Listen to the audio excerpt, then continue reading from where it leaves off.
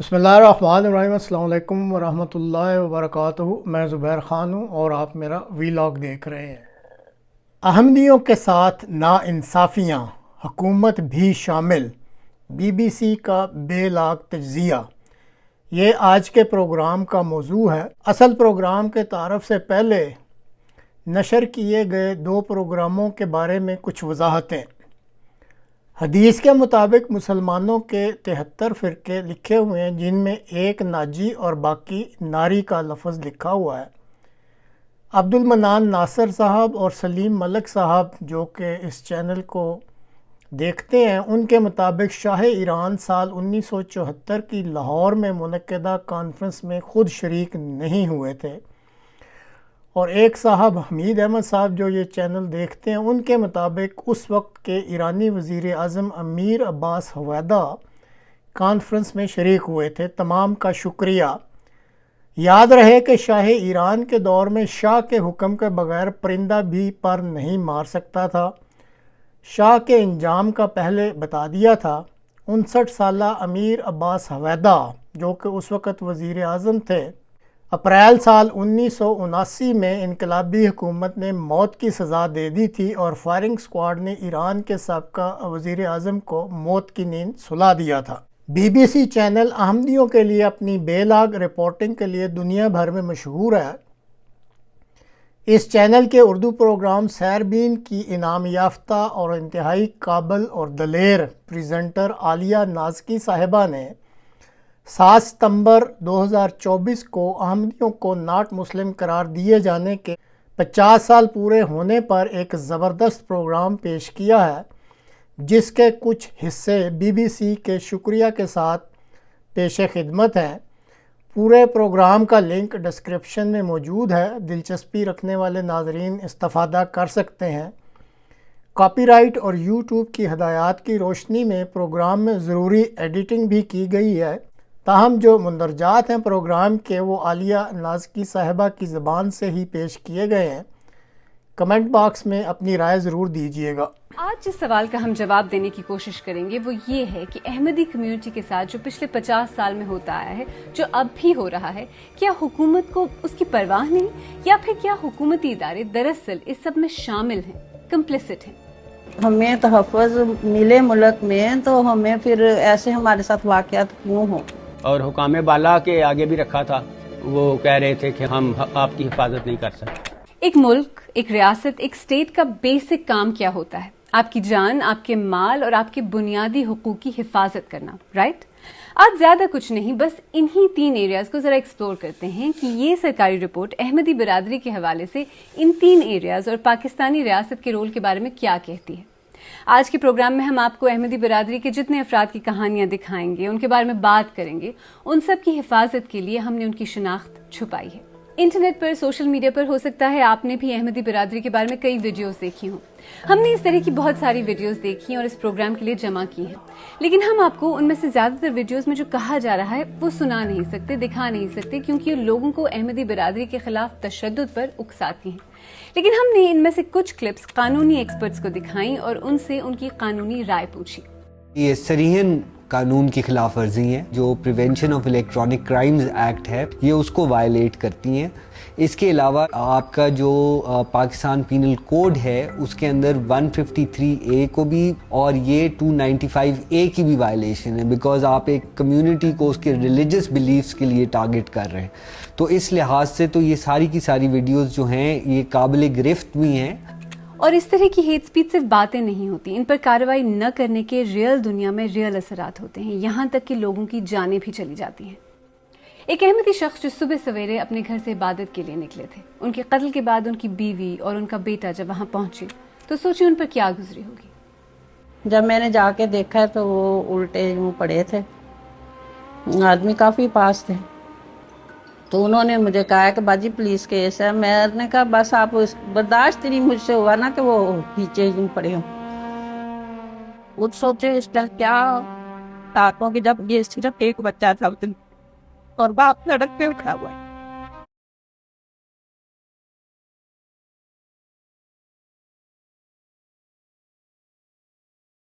ریاست کے جن اداروں کا کام آپ کی جان کی حفاظت کرنا ہے، جن کا کام آپ کو انصاف دلانا ہے، اگر وہ اپنا کام نہ کریں تو کیا ہوتا ہے؟ 12 بجے تک تو پہلے پولیس ہی نہیں آئی، 12 بجے کے بعد ہی پولیس آئی ہے، پھر وہ انہیں شہر لے گئی ہاسپٹل کے پوسٹ مارٹم کے لیے۔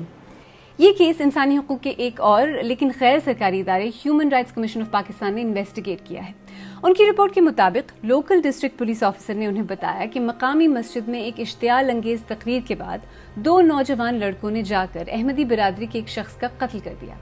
گرفتار ہونے کے بعد انہوں نے مبینہ طور پر قتل کا اعتراف کیا اور پولیس کو بتایا کہ انہوں نے ایسا مقامی مولوی کے فتوے کے مطابق جنت جانے کے لیے کیا۔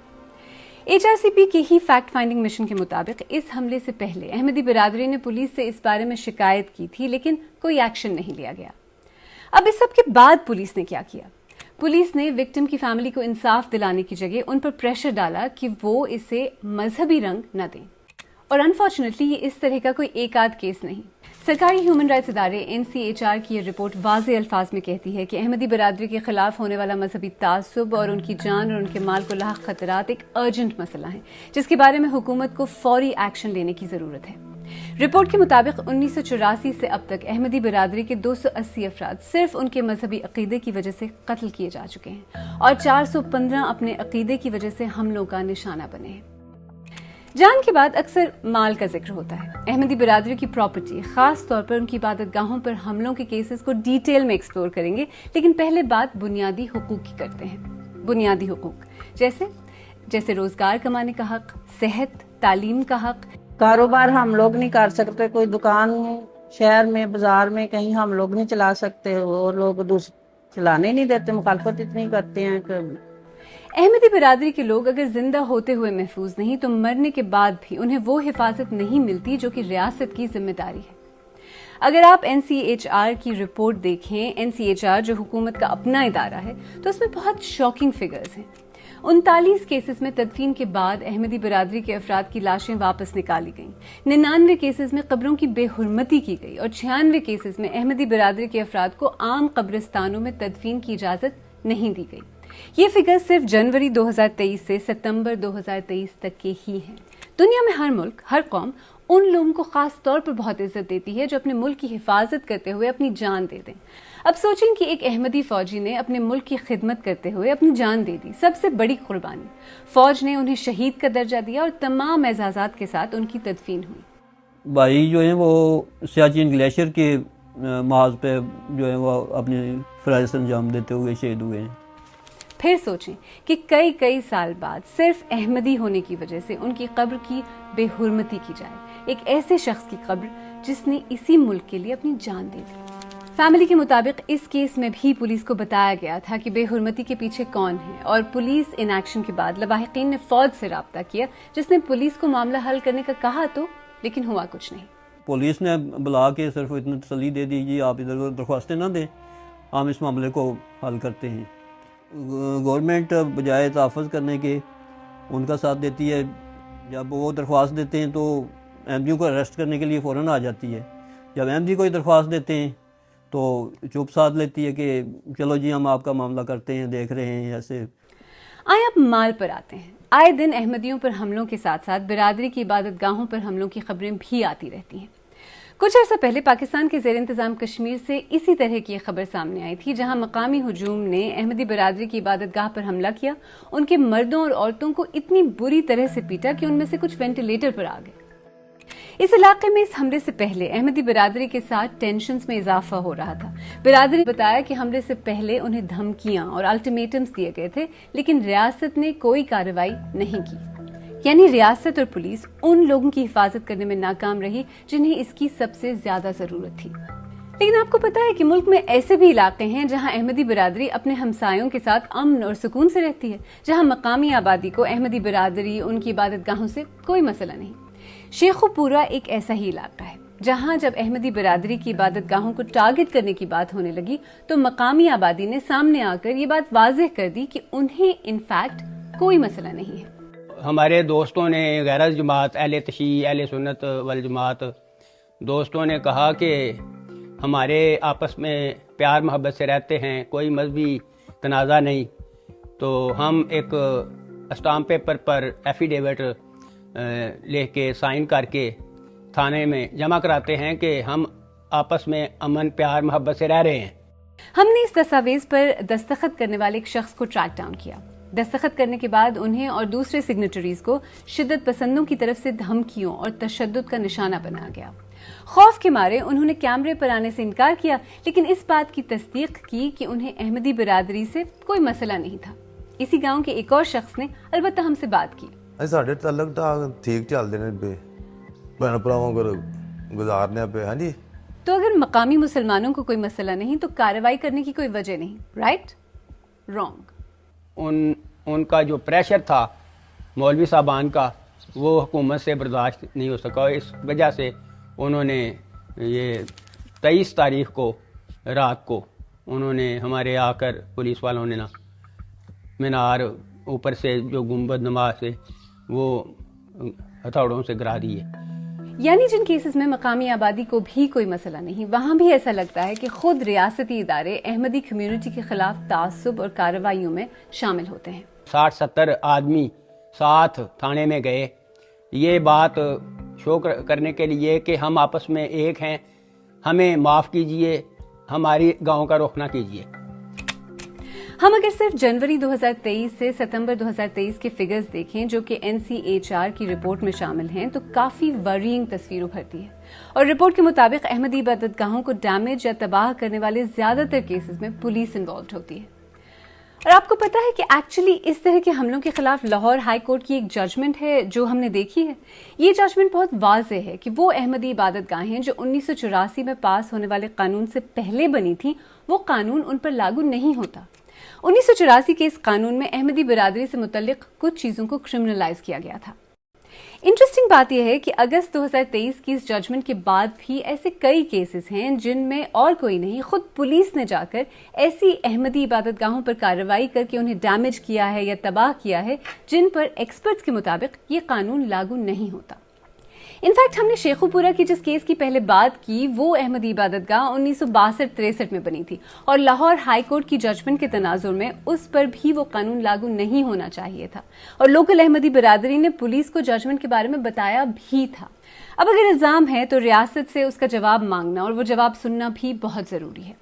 ہم نے پنجاب پولیس کے IG کے سامنے یہ سارے پوائنٹس رکھے اور ان سے یہ پوچھا کہ ایسا کیوں لگتا ہے کہ پولیس یا تو شدت پسند ایلیمنٹس کے سامنے گھٹنے ٹیک دیتی ہے، ان کے خلاف کارروائی نہیں کرتی یا پھر ان کے ساتھ مل کر احمدی برادری کو ٹارگٹ کرتی نظر آتی ہے. لیکن اب تک کسی نے بھی ہمیں جواب نہیں دیا. حکومتی رسپانس کی ایبسنس میں ہم نے ایک وکیل سے بات کی اور یہ تمام پوائنٹس ان کے سامنے رکھے. ہم نے ان سے یہ پوچھا کہ احمدی برادری کے ساتھ ہونے والی ناانصافی اور تشدد میں حکومت شامل ہونے کے علاوہ کیا اب خود قانون کو توڑ بھی رہی ہے؟ بالکل یہ آئین شکنی ہے اور قانون کی خلاف ورزی بھی ہے کیونکہ جو پریسیڈنٹ اس میں سیٹ کیا ہے لاہور ہائی کورٹ نے کہ جو عبادت گاہیں 1984 کے قانون سے پہلے کی بنی ہوئی ہیں ان پر یہ اس کا اطلاق نہیں ہو سکتا یا آپ ان کو منہدم نہیں کر سکتے کیونکہ یہ لاہور ہائی کورٹ کا ڈیسیژن تھا تو اس کی کنٹیمپٹ لگتی ہے اس کے اوپر. تو اگر اس کے خلاف کنٹیمپٹ کی اپلیکیشن فائل کی جائے اس چیز کا کبھی امکان ہے کہ یہی ڈکلیئر کیا جائے گا کہ پولیس کی یہ ایکٹیویٹیز غیر آئینی بھی ہیں غیر قانونی بھی ہیں. 7 ستمبر 1974 کی سیکنڈ امینڈمنٹ کے بعد جنرل ضیاء کے دور میں 1984 کی آرڈیننس کے نتیجے میں احمدیوں کی زندگی مزید مشکل ہو گئی. پھر ایک کے بعد ایک احمدی کمیونٹی کے خلاف مزید قوانین بنتے گئے، احمدیوں کے خلاف کیسز میں اضافہ ہوا اور معاشرتی سطح پر نفرت بڑھتی چلی گئی. اگر کسی ایک قادیانی نے بھی کوئی ایک جانور ذبح کرنے کی کوشش اور اب یہ حال ہے کہ شدت پسندوں کے پریشر اور شکایات کے نتیجے میں الیکشن کمیشن کے ڈیٹا کا استعمال کر کے عید کے روز احمدی برادری کے گھروں کو آئیڈینٹیفائی کر کے پولیس پہنچ جاتی ہے اور گھروں میں موجود گوشت ضبط کر جاتی ہے. یہ مرزئی نے جناب بکرا پالا ہوا تھا، یہ بکرا اب لے کے جا رہے ہیں جان دے سیدھا. اس پروگرام کے لیے ہم نے جو ریسرچ اور تحقیق کی ہے اس میں حال ہی میں احمدی برادری کے ساتھ تشدد، ان پر اور پولیس پر دباؤ ڈالنا، اشتعال انگیز بیانات، اس طرح کے بہت سارے کیسز میں ایک نام بار بار سامنے آیا، تحریک لبیک پاکستان کا.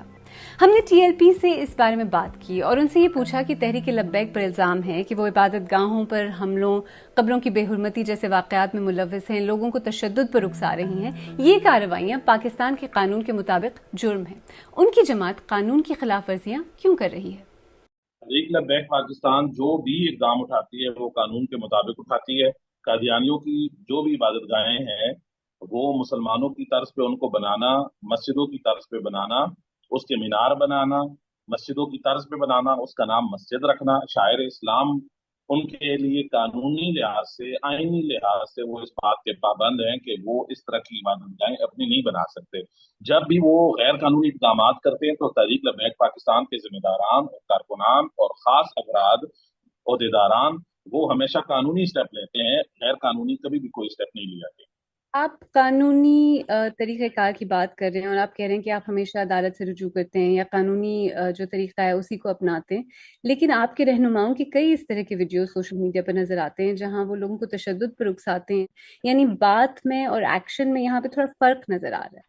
सियाक और सबाक से जब भी कोई चीज़ हटाकर बयान की जाएगी और उसके जो बुनियादी जो चीज़ें हैं, स्टेप्स हैं, उनको अगर आप मद्देनज़र नहीं रखेंगे तो फिर आपका तहरीक लब्बैक पाकिस्तान के जिम्मेदारान के बारे में यही मौक़िफ़ होगा जो आपका है।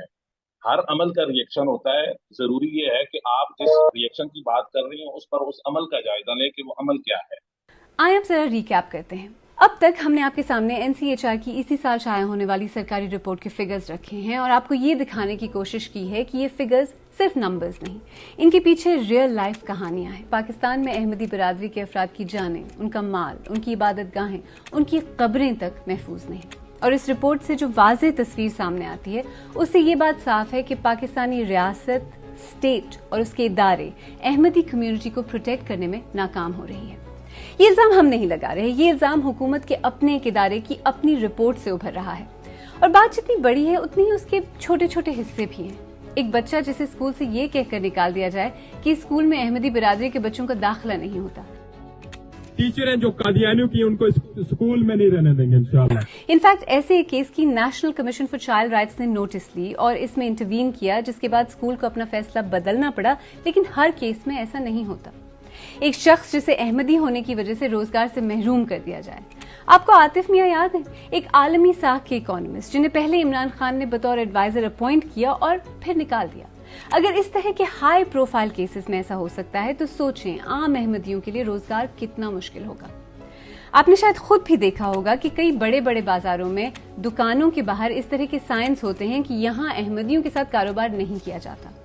और फिर अहमदी बिरादरी के अफराद के खिलाफ दर्ज किए जाने वाले केसेस और अदालती कार्रवाइयां, जिनमें एक दो नहीं पूरी की पूरी कम्युनिटीज, पूरे के पूरे इलाकों के खिलाफ केसेस दर्ज कर दिए जाते हैं, जैसे कि रब्वा और कोटली। ये लीगल सिस्टम में मौजूद एक सिस्टमैटिक या इंस्टीट्यूशनल तासुब की निशानदही करते हैं। प्रोग्राम के आगाज में हमने जो सवाल पूछा था कि अहमदी कम्युनिटी के साथ जो होता आया है, जो अब भी हो रहा है, क्या हुकूमत को इसकी परवाह नहीं, या फिर क्या हुकूमती इदारे दरअसल इस सब में शामिल हैं, कंप्लिसिट हैं? उसका जवाब वाज़ेह है। हुकूमत और रियासत अहमदी बिरादरी के साथ होने वाली नाइंसाफियों को या तो नजरअंदाज कर रही है या फिर उन नाइंसाफियों में खुद शामिल है।